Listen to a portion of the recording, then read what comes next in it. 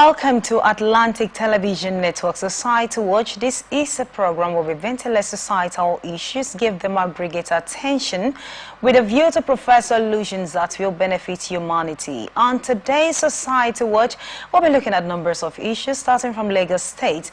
Government trains women, youth in agric ventures. World Food Day. We are doing all we can to tackle hunger. That's from FG. Fuel hike. Reps one of unrest and may end FG. That's from Labor Impasses.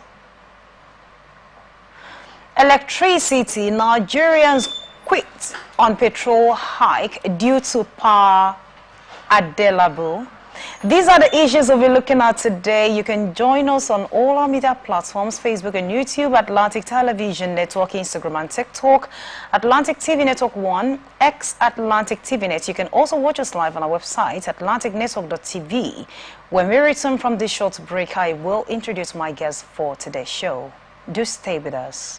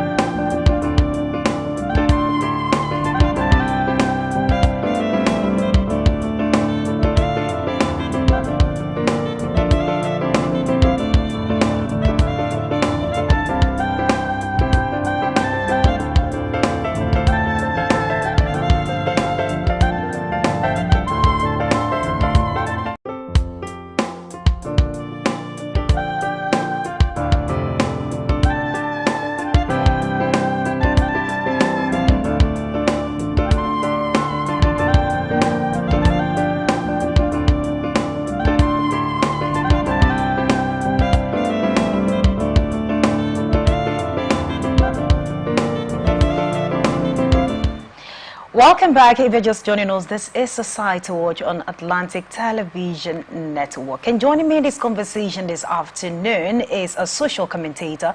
I'm talking about Mr. Stephen Akrika. It's good to have you in the studio this afternoon. Good day, ma. And you look smart. Thank you. Amazing. All right, Akrika of many colors. We should say that, right? Okay, let's look at the first story for today from Lagos State. On Wednesday, Lagos stated that his administration was made significant investment in an agricultural sector aiming to establish it as a pillar of the state economy.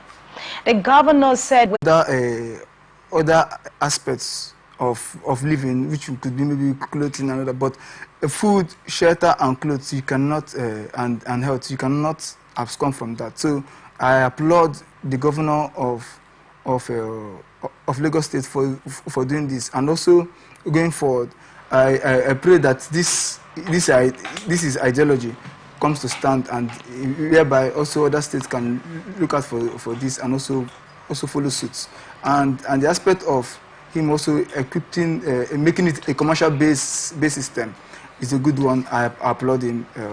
Kudos to the governor of Lagos State. Okay, so when you said that these initiatives were, that you pray that this initiative will come to stand, are you talking about it in the aspect that they should continue training people, or maybe they will continue to provide for the people that have been trained? What exactly do you mean? No, looking at this now, the training is one aspect.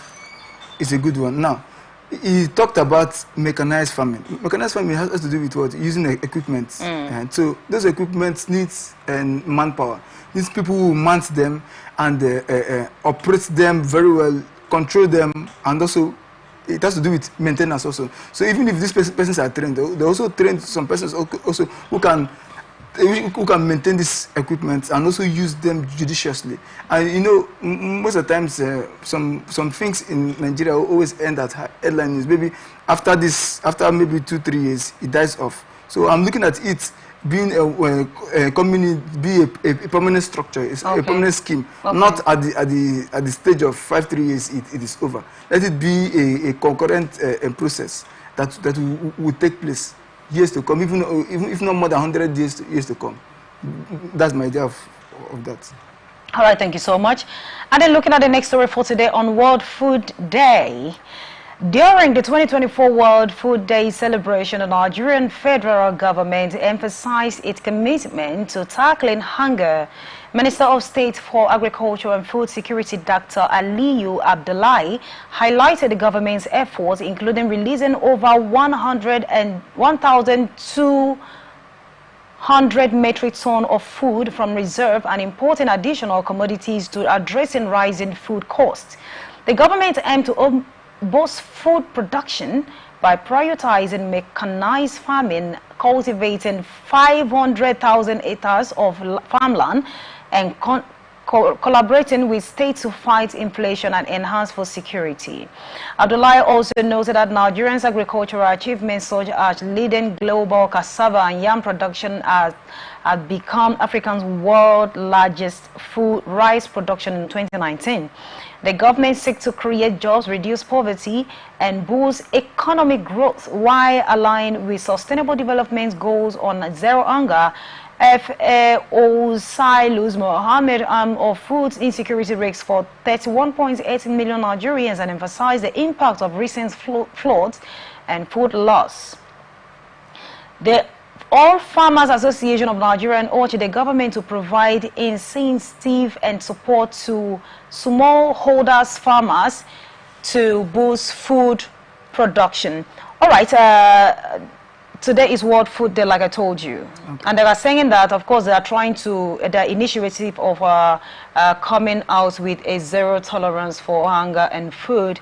And so far, I know we are always tying everything to subsidy removal because that was the beginning of inflation of everything. Okay. And we realized that so far, yeah, some state governors are trying to mitigate this issue of inflation, especially how expensive things are for the citizens.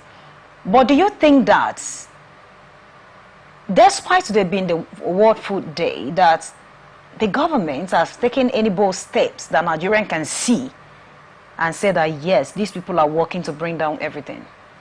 Ima, I can say for free that actually the government, if they at all they've been doing, they need to step up their game. Because first of all, the hike when it comes to food, I know that food price is so appalling. A bag of rice now, you cannot price it. In fact, the bag of rice is costlier than the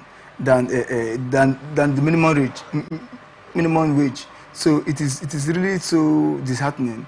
In fact, there's no part of food that you can really hold on to. Is it rice, beans, or you cannot really? In fact, this essential foodstuff that we need going forward, they are not available. So the government needs to put some arsenals on ground, and let's see how if maybe the borders can also be opened for influx of food for Nigerians. Actually, Nigerians are really in need of food. And also to also boost up going forward, they should also be like the farms that we have around. Like for example, in Rivers State we have this Songhai farm and all that. All these farms need to be in place. Need to be equipped with workers and laborers that will fend for and make it a success. Okay, so for over 2 years or more, the federal government have been talking about mechanized farming so far, but will you say they have done anything so far? Because, I mean, the Lagos State governor just talked about mechanized farming, and we can actually tell that so far, based on the reports, they've been able to train about 100,000 women, okay, and also youth, right? Yes. There's a both steps there.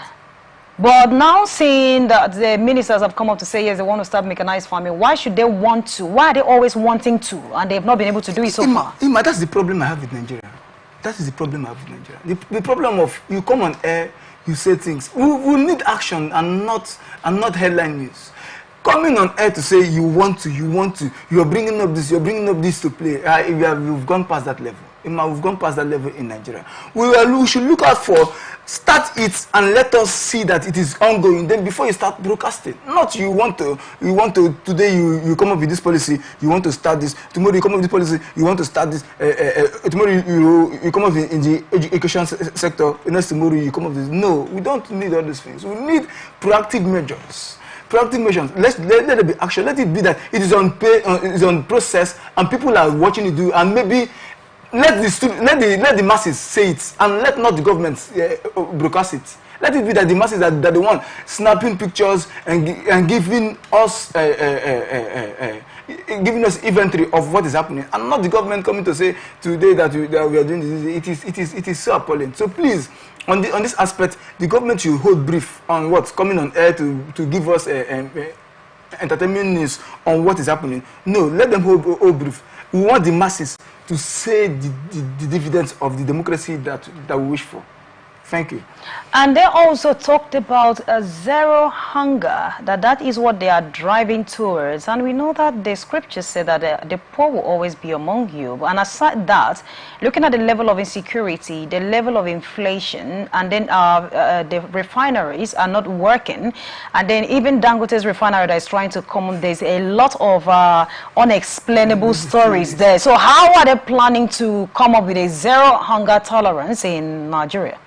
Man, the problem with Nigeria is we play politics with virtually everything. There are some things we should not play politics with. When it comes to basic amenities, we should not play politics with it. Now, looking at virtually all the sectors in the country, all the sectors, there's no really one we can hold on to that this part is working. The only part that we can hold on to that is working is the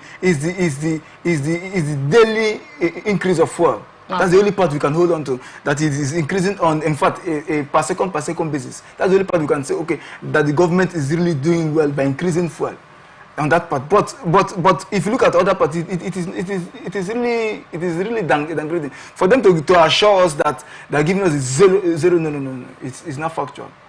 It's not factual. I wouldn't want to talk like the children of old, but it is not factual. Because first of all, there are no arsenals on ground. The government have not placed any formidable force on ground. There's no arsenal on ground. Okay. In the 36 states of the federation, what are the arsenals? Where are the equipment? Where are the acquired lands? Where are the crops? Where are the things put in place to eradicate this? Please, let's not play politics when it comes to lives and properties. We can play politics in other aspects, but not this aspect. So please, the government should put in more effort. Let's see dividends of the democracy that we wish for. Thank you. So you think Nigerians are not seeing anything yet? For now, we've not seen anything yet. Okay, so what in Bauchi State, the governor has been able to come up with the selling of 50 kg bags of rice for, that's 38,700 naira. That is from 105 naira that is being sold. And then Lagos State governor has been able to train workers so far. And of course, what we are talking about Nigeria is when all the states are coming up with different initiatives that can support the youth. That's why we will say that yes, Nigeria has done something. With what you just said now, you just called only 2 states. Yeah, I'm just using that as an example. Yes, if all other states can beef up, it will go a long way. Now, let's look at the 38,000. How many persons have been able to afford it? It's not that you come on air to say... But at least the minimum wage is more than... I mean, with the minimum wage you can afford... No, let's say, if it's not by you saying you're reducing it to 38,000 and maybe it's just for only 100 bags of rice. 100 bags of rice. No, not 100 bags. No, I'm just saying for example. And then he also said that the money generated from there is not going to go into government on coffer, but they will keep it separately so that they will use that money to purchase more for people that want to get it. That is to say that it's not an initiative that is going to end anytime soon. So what I'm saying is that if this state have come up with something so beautiful, Lagos State is also doing something beautiful, and then other states are coming up with this, won't you say that yes, the government is doing something? My concern is consistency. That is where I'm looking at for. The government, let there be a level of consistency in what we are doing. If we've started a project, let it be ongoing.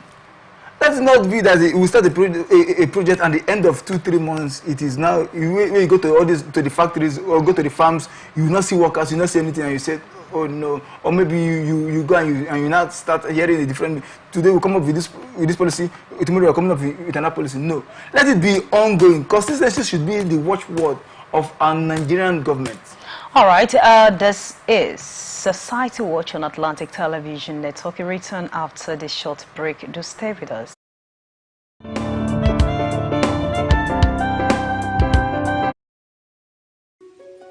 The people of Maiduguri need your help.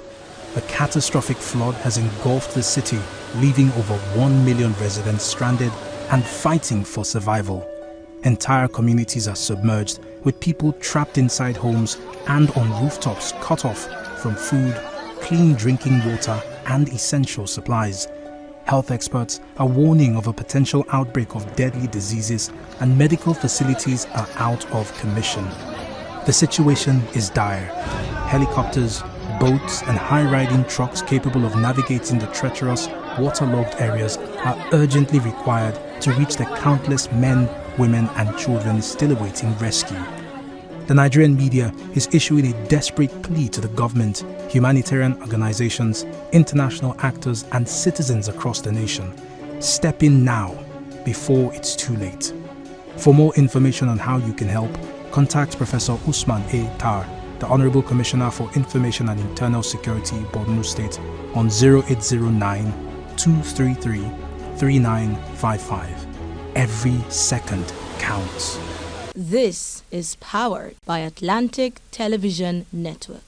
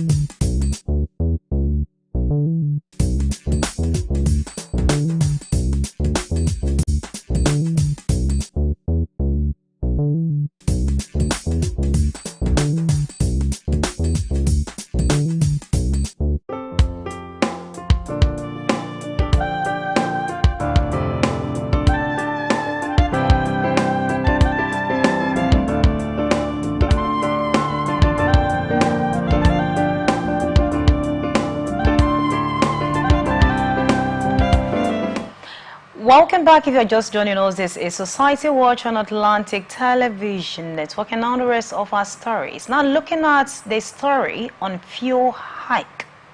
House of Representatives warned that the recent fuel hike could lead to social unrest following a meeting between the federal government and the labor leaders that ended without agreement.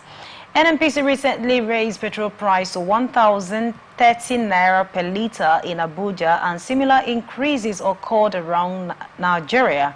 The second price hike in a month has led to a higher transportation and food costs.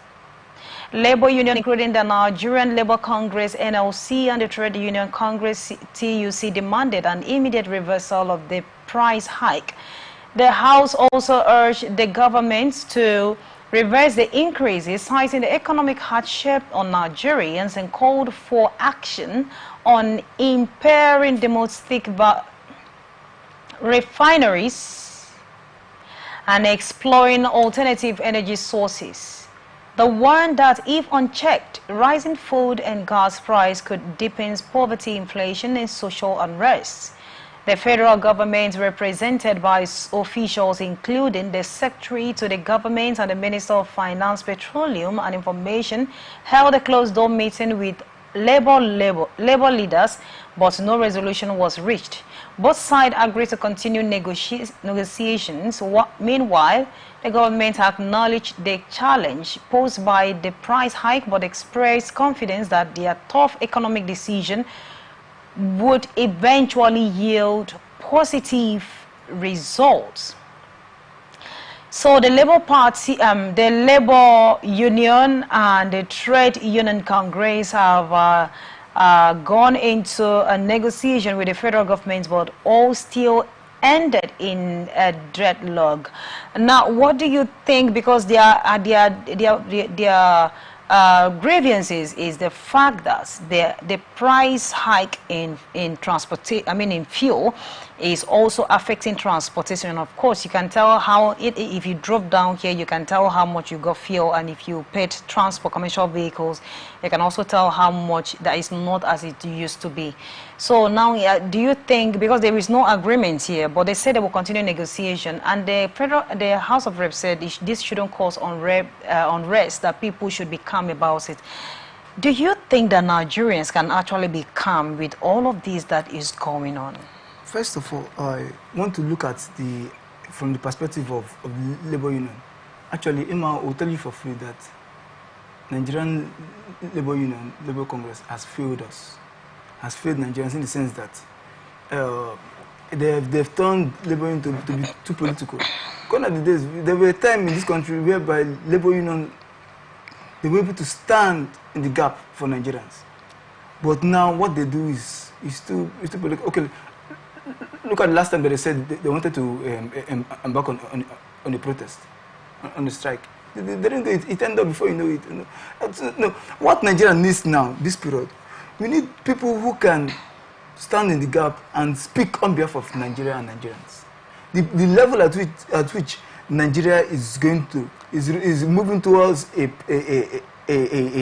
lacuna whereby it will end into what?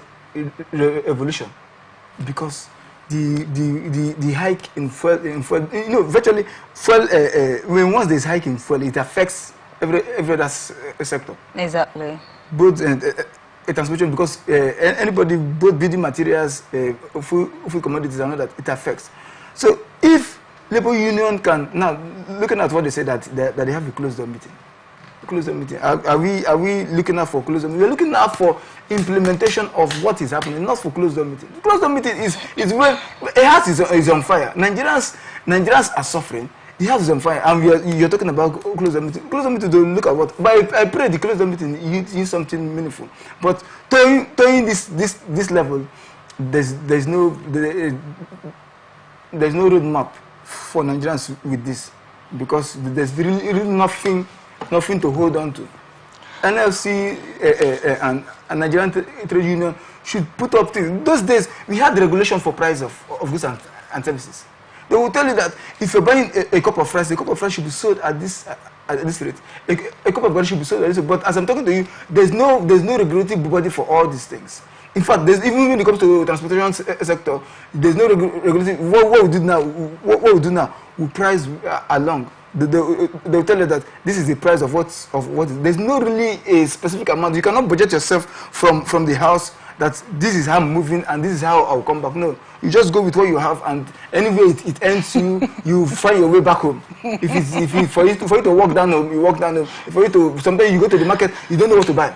You're just confused because what you have. In fact, those days I feel for husbands that gives their wife list, that their wife read list. They will put them into confusion because the list that you write and you go to the market, coming back, what they will bring for you will not be up to what you buy for 20,000, 30,000 will not even be up to a handful. And maybe the husband will be looking at the wife that if you don't want to, but no, it's because of what we have in the market.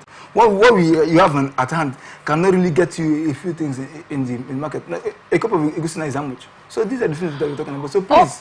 Okay. Now you said that it's more like the labor union and the trade union congress are actually not working in favor of Nigerians. And again, you were like, why should I have a closed door meeting? Remember that the whole of Nigerians cannot go in there to have a meeting with these people to negotiate for negotiation.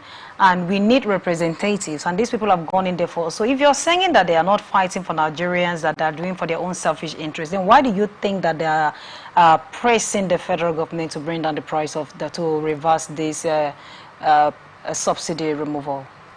Why I say this, because the last time they went on strike, with Nigerians thought, I also thought that they were talking about the hike of fuel, or rather what they were concerned about, minimum wage. And now, looking at So are you not excited that after they actually pressed that, the federal government moved from 30,000 to 7,000, even though it wasn't what they actually wanted? Is that not for the benefit of also Nigerians?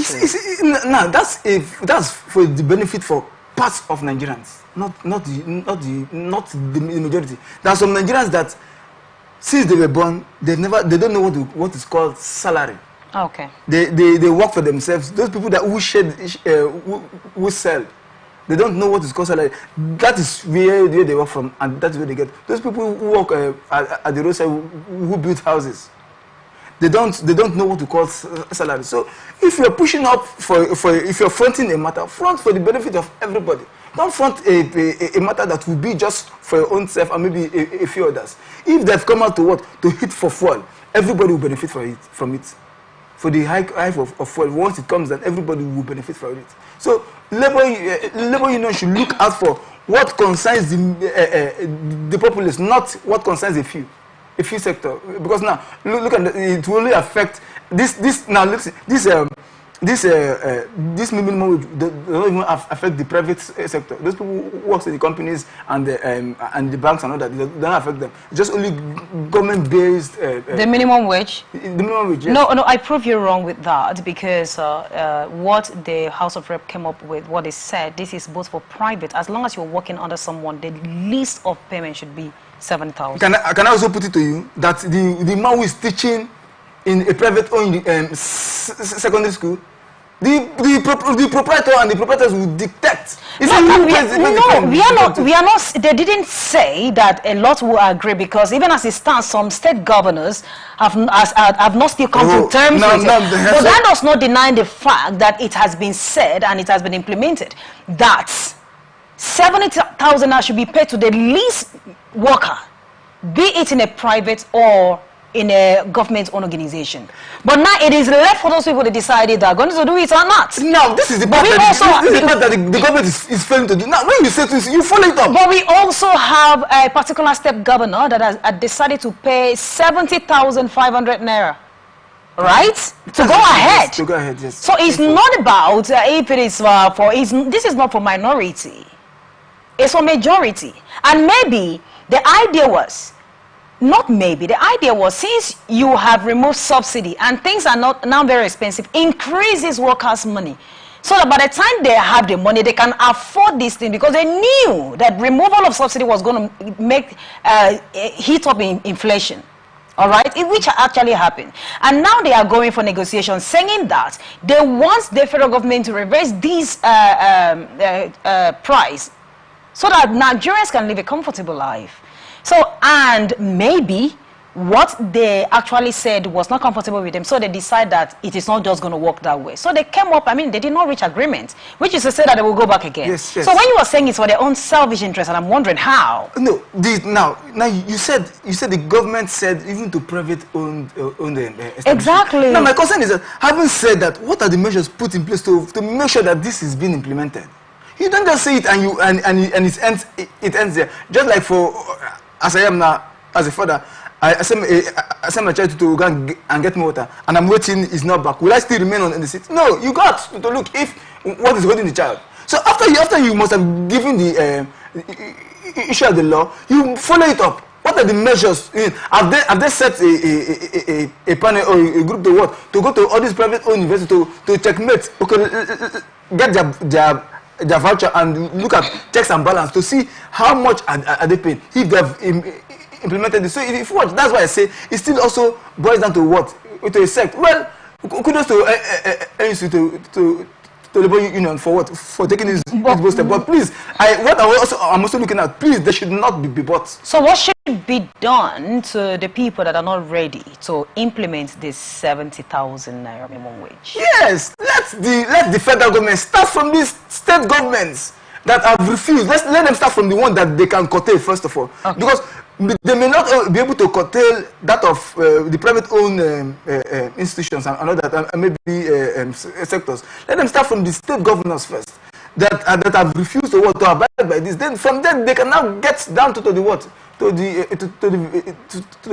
least aspect. But if they cannot get from the state governors, how do they think that those at the bottom can also they will not? So let them start from that part. Then kudos to LLC that have what and Nigerian Trade Union that have told this part. But I also pray that they also should not be bought, because going forward, you see, most of the times you see that at the end of the tunnel, you just find out that maybe there's to just waggle at a point, and maybe it ends up as what? Headline news.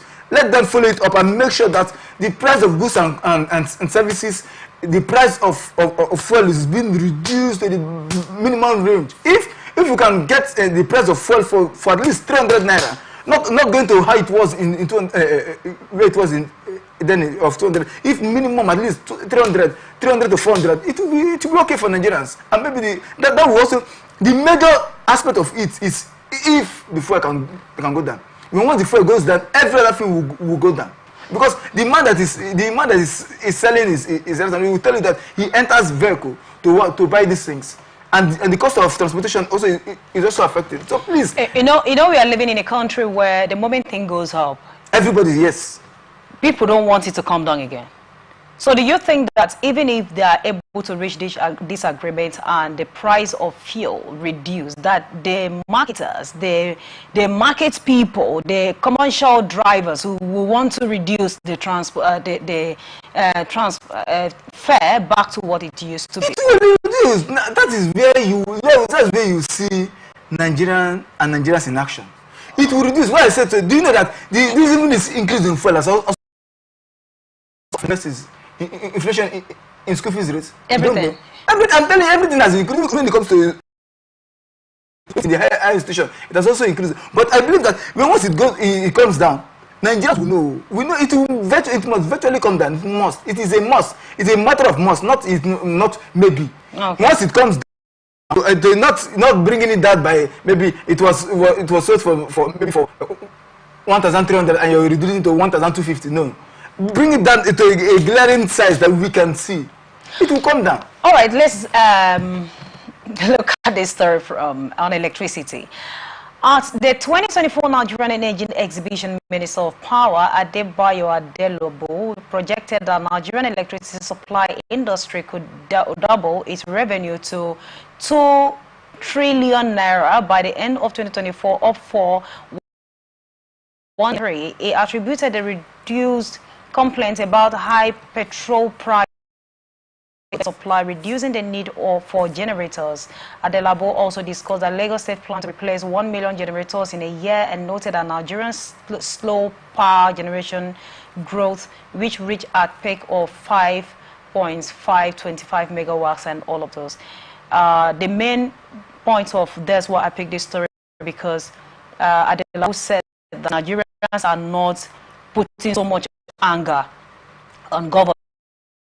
They are not fighting the government because the power supply is amazing, especially in Lagos. And I'm wondering, because we just had a national grid collapse for almost 3 to 4 days, and they're telling us that Nigerians are not crying about this 1,000 liters fuel per liters because they're giving correct power. How? Electricity. Are you enjoying that? Emma, since I was born, and now you are old. I'm getting I'm getting younger. And now I'm getting younger. I have never enjoyed power in Nigeria. You have not enjoyed? No. You have not enjoyed. I have not tasted 24 hours. Oh, yes, that's how you're talking. 24 hours. Well, not that you're not enjoying, because even if it's 3 hours, you enjoy. 3 hours. Nigeria, we've gone past that level of 3 hours. But do you have 3 hours as a stretch before? I have not felt 3 hours of constant 3 hours for 1 month. When I mean constant 3 hours for 1 month, I'm not saying constant 3 hours for 2 days. Yes, 3 hours today, 3 hours tomorrow. No. But you have enjoyed 3 hours. 3 hours for 1 month. You've enjoyed 3 hours for 1 week. I can't remember. if it had happened, maybe it was 15 years ago or 100 years ago, if at all. Okay. But I have not. What I'm trying to say is that let there be a boost in the electricity. Let the power let's enjoy. If out of 24 hours, if Nigeria can boast of 20 to 18 hours, 18 to 20 hours a day, that would be fine. In fact, we see Nigeria to be heaven on earth. So if they're saying we are not, the problem is that why Nigerians are not, because we have so many things to cry off. So why look at lights when you've not eaten? Yes, we have hunger to deal with, and you're talking about electricity. Power. No. So Nigerians have so many things. So let him not use that as what? As a yardstick to say Nigerians are complaining bitterly. It's because of power. That's why we have the hike on what? On the sales of generator inverters and all the rest. And solar panels. Because if we have constant light, constant power, the cost of all these things will reduce. So please and please, if we can boast of, like I said, for 18 hours, 18 to 20 hours, that will be fair enough. Thank you. All right. The Minister of Power, Adebayo Adelabu, I want you to know that Nigerians are hungry. Nigerians are crying. Nigerians are angry about a subsidy removal. So coming up to say that Nigerians are not really angry with leaders because they are enjoying power supply, and I'm wondering how, because the national grid just fell some days back and they're just trying to fix it, not even in all the states that were affected. So we don't know what you were talking about. Maybe you need to come out to explain this to Nigerians understanding, because if you're saying that Nigerians are relaxed because they're having power supply, I don't think that is really it. Nigerians are not relaxed. Maybe they are scared of being put behind the bars if they protest. They are scared of so many things, and they are scared of voicing out their grievances, and the elites are not doing something about it. So Nigerians are not enjoying power supply. Maybe some do, but majority are not. This is the much we can take on today's show. Thank you so much, Mr. Akrika, for coming on this show. It was beautiful having you in the studio. Thank you.